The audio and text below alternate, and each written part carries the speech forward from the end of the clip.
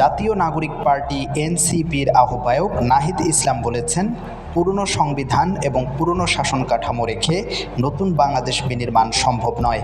কেবল সরকার পরিবর্তন করেই জনগণের কল্যাণ নিশ্চিত করা সম্ভব নয়, প্রকৃত গণতন্ত্র বাস্তবায়ন করা সম্ভব নয়। মঙ্গলবার সকাল ৮টার দিকে জাতীয় নাগরিক পার্টির আহ্বায়ক নাহিদ ইসলাম ও সদস্য সচিব আখতার হোসেন দলীয় নেতাকর্মীদের নিয়ে সাভারের জাতীয় স্মৃতিসৌধে শ্রদ্ধা জানান। পরে সাংবাদিকদের সঙ্গে আলাপকালে নাহিদ ইসলাম একথা বলেন। এর আগে সকাল ৭টা ৪০ দিকে গাড়িবহর নিয়ে জাতীয় স্মৃতিসৌধে প্রবেশ করেন জাতীয় নাগরিক কমিটির নেতারা। এ সময় ৭১-এর বীর শহীদদের প্রতি ফুল দিয়ে শ্রদ্ধা জানিয়ে ১ মিনিট নীরবতা পালন করেন তারা।